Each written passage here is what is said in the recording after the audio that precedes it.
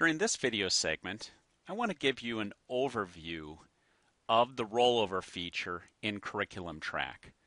First of all, the rollover feature does not really come into play unless your school is using the lesson planner. Because everything else in Curriculum Track, for instance, the curriculum maps and unit plan content, automatically just keeps moving on from year to year. And so whatever you see within your maps is always the live copy.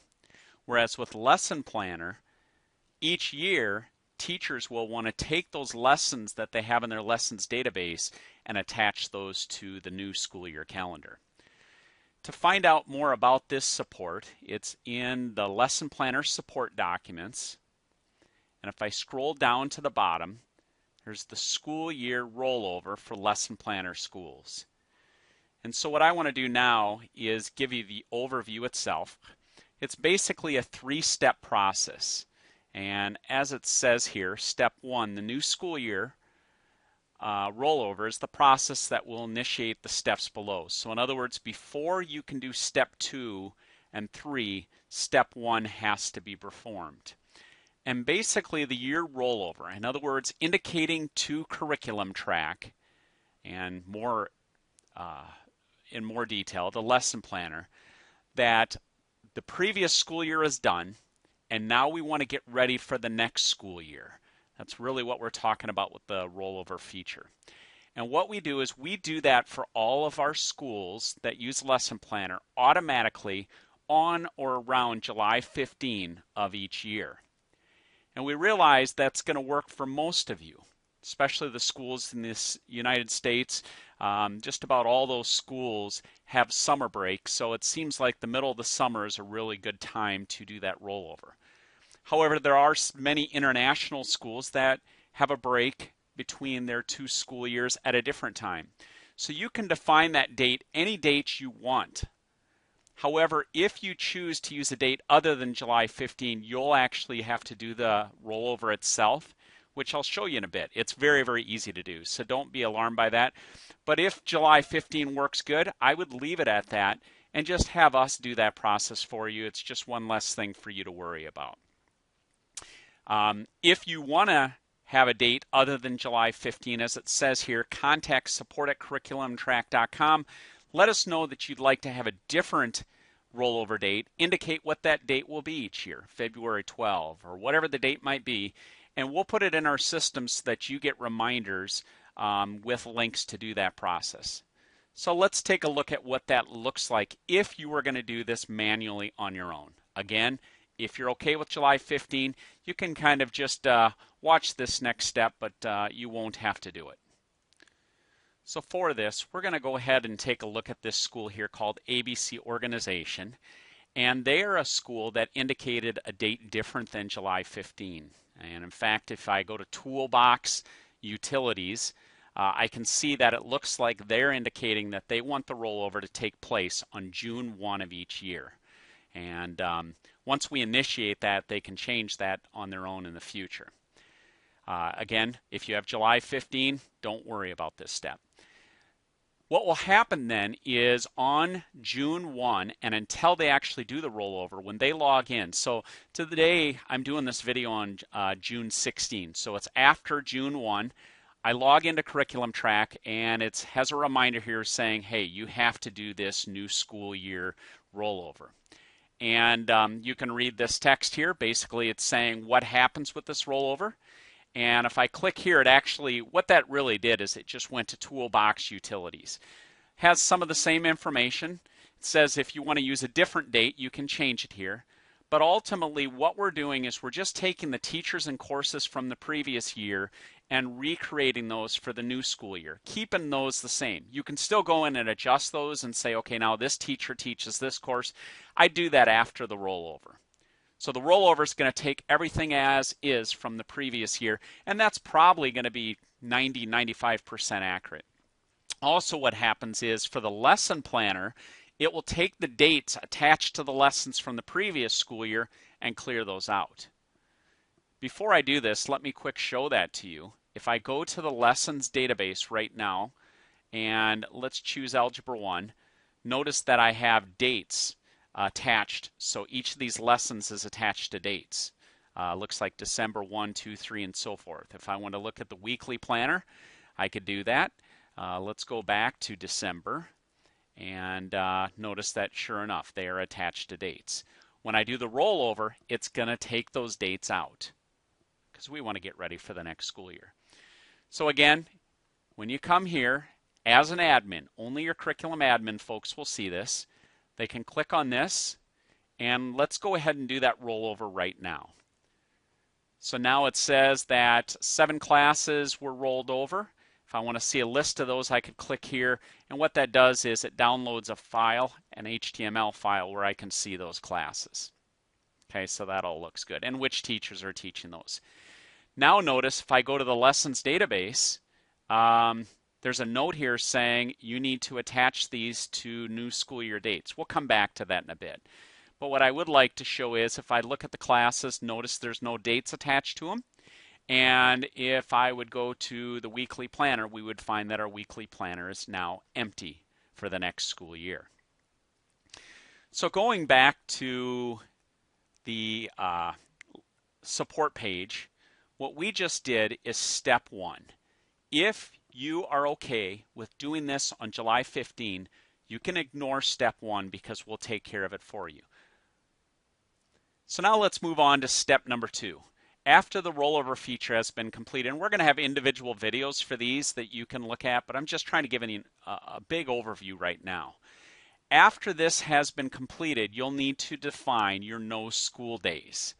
And so let's go back to Curriculum Track. And so if I log in now after the year rollover has taken place, you will want to define no school days. They're found under Toolbox Setup. And right here we have our lesson plan days of the week. That's where you can define what days of the week your school meets if you use different days other than traditional Monday through Friday. But right here, the lesson plan no school days. Currently there are none. And basically what this allows you to do is define days in which your school is going to have vacation. So that when teachers do the rollover and say, I want to take all those lessons from the previous year in the same order and move them to the next school year, it will automatically skip over the non-school days. Plus, it will show no school day on the calendar itself if teachers are going to do it more of a manual fashion. So to add no school days, I can come in here and I can put in an individual date. So let's say that we're going to have off on September 7th.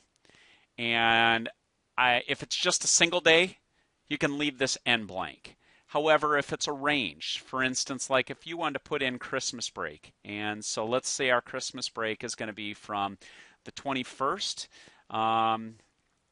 until, let's go January 1st. We're going to take those days off. So I can go ahead and click Add, and notice it creates all those as no school days. What that will do now is when I go to the lesson planner and look at the weekly planner, and so let's go ahead and move ahead to September so I can see that non-school day that I entered. Let's see, I think I put it the following week on the 7th. So notice it says no school by this particular date. Likewise, if I move way ahead to Christmas break, let's go over to here. Notice it shows no school in there as well. So that is the defining of the no school days. So now if we go back to our steps here, that's something that you as an admin should do after the rollover takes place, but before teachers go in and actually set up their lessons for their new calendar. So we're going to look at that next, what teachers can do. So let's go back to our ABC school. And as a teacher, if I go to the lessons database, notice it says that as part of it, it's going to clear out the dates. And what we can do is we can attach lessons to new dates by going to Lessons, Class Section Setup, and use the Rollover feature. So again, if I look here, notice there's no dates. As a teacher, they can either click on this link, which is a handy little reminder for them, and they'll only see this reminder until they do this process. Once they do it, it'll clear out and they won't have to see this again. or they can go to Lessons Class Section Setup. And so notice that in Algebra 1, there's this rollover from last year. So what I can do is I can take these, all our lessons for that particular class, and move it from this section to, it'll recognize, unless you change the name of the sections, to my class section here.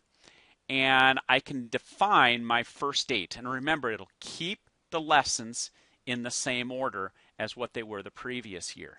If a lesson was taught and it took 2 days last year, it will show up on our calendar as 2 days this year.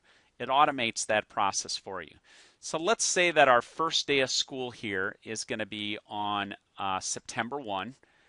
And let's continue. It shows the dates from last year. And when I want those to appear this year, notice it has 1, 2, 3, 4, and then it takes a break for 5 and 6 because that's Saturday and Sunday. And 7th, remember we made that a no school day. So it skips over those and then goes to the next available regular school day. So I'll go ahead and click Submit. So now, if I go to the Lessons database and I choose Algebra 1, notice that it has those dates defined. Again, let's go to the other class section that I had. So let's go back to class sections. Let's do the same thing here. I'll choose the very same first day of the school year for this one. It shows how it's going to transfer over. Click Submit, and that's done. Notice there weren't any of those rollover links for these other courses or class sections. That's because I didn't have any data. I didn't have any of these lessons attached to days from the previous year. So now, if I go to my weekly planner and I start looking ahead to the beginning of this school year, so let's go to here. Notice that it has my lessons in here. And if I go to the next week, notice it's skipped over Saturday and Sunday, and then also this non-school day. And remember, once you have these moved in here, you still can move these things back. So if I want to take these lessons and say, I want to take all my lessons from the, let's see, I got to move ahead here a bit here, from the 8th to the end of the school year. So I'll leave that blank. And I want to move it to the right or later 2 days.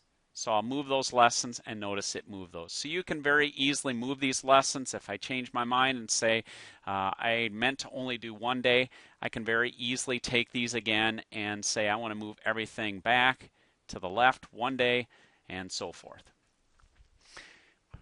So let's take one more look at the various steps that take place. First of all, the year rollover. We'll do that on the 15th for you automatically. If you want a different date, you need to indicate that date to us so that we can set up reminders for you, and then you'd actually have to click on the button to do that rollover. However, support can certainly help you out through that. Second step is, after that, as soon after that as possible, we recommend that you set up your no school days. You really would like to have those set up before the teachers do their rollover so that they don't automatically put lessons on days that were intended as no school days. And then the third step would be for them to do the rollover of all their lessons from last year to this year. Teachers don't have to do that. If they want to just do it the way they've done it in the past, that's fine. But we created this tool to try and automate the process for your teachers, and hopefully they will enjoy it. What we do recommend, though, is watching these other videos. This was just a fairly lengthy video to give you a full overview of what takes place with the lesson planner rollover. Thank you.